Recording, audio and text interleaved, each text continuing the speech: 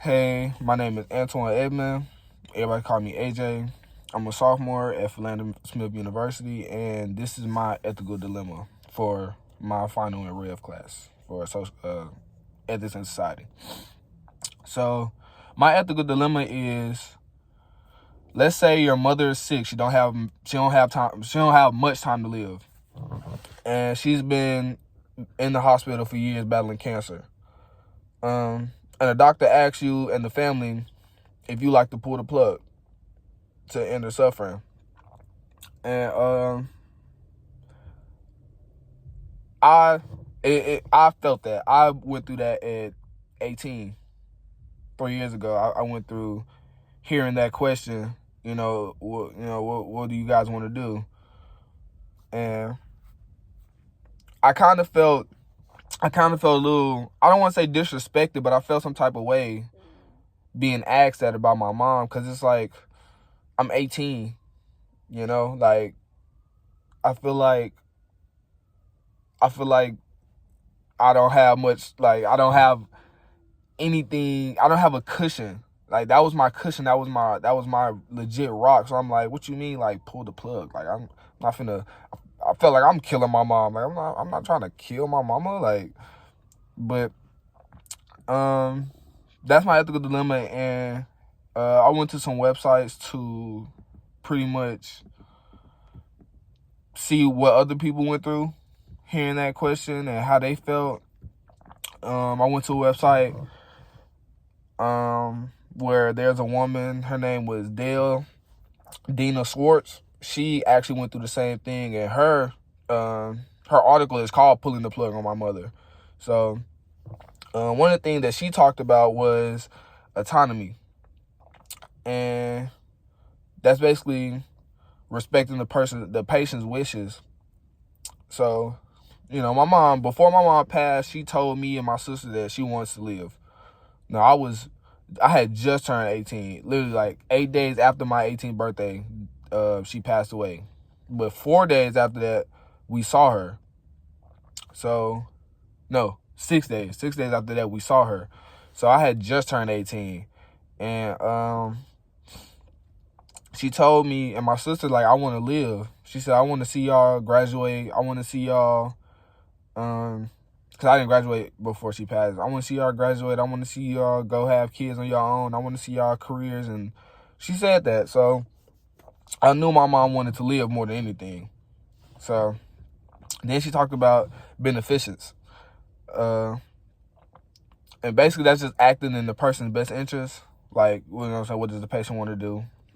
And then she talked about a word called non-maleficence. Maleficence. I don't know how you say it. Maleficence. But I had to look that word up. And it basically means avoiding harm to the person. So before my mom passed, she was in almost like a vegetable state. She wasn't a complete vegetable, but she couldn't talk. She really couldn't walk. She couldn't speak. She couldn't eat. Like, she had like shakies really, really bad. And she talked, and that was really hard to see, because that's my mom. Like, I see my mom go through some stuff. My mom Army strong too, just like me. So, she military. So I saw a strong woman look weak that day.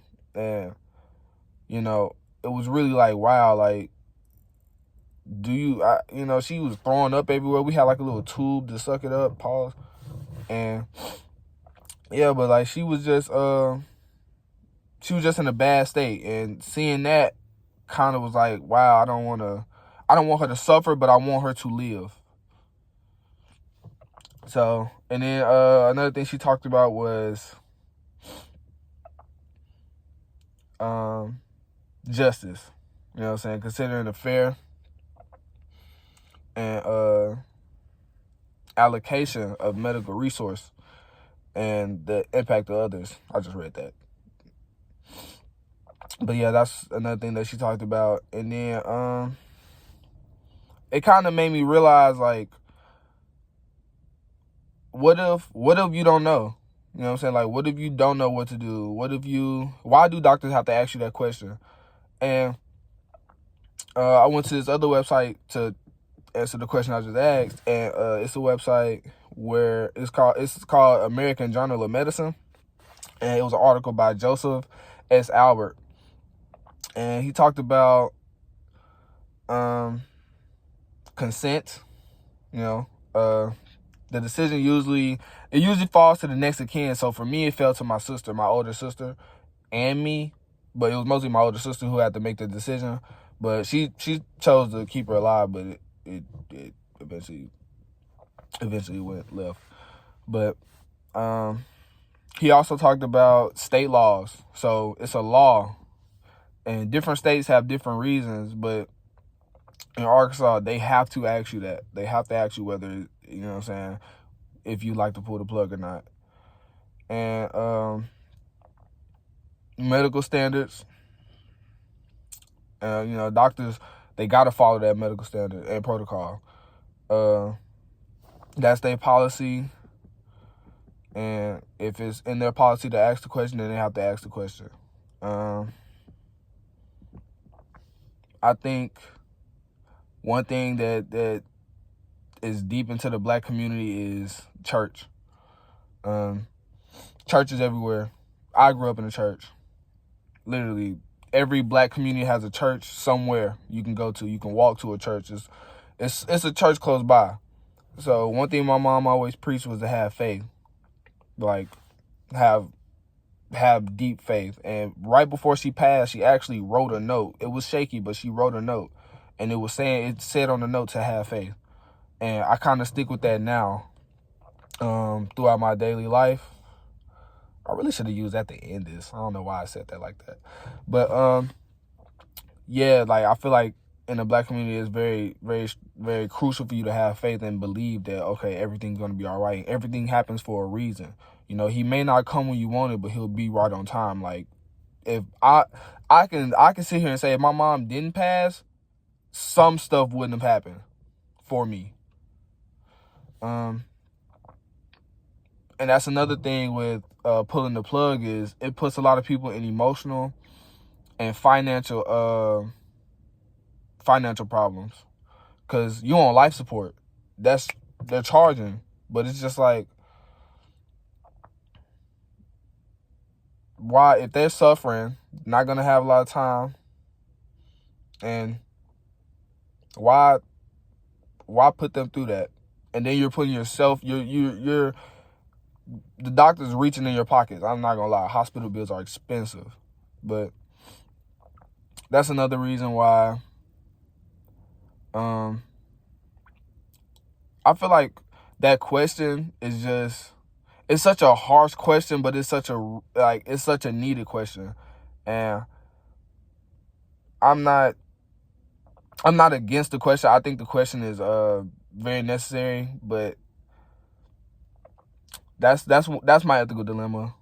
That's what I went through with my mom. That's what I went through with my granddad. Well, I heard it with my granddad, but I didn't have to make a decision. But that's what I went through with my mom, and that's kind of what I came up with for this final, is why they asked that question. What are the legal considerations for that question? Why do they what do families go through? What do other people go through? Like Joseph and Miss Dale. And yeah, that's really it. Having faith is very strong.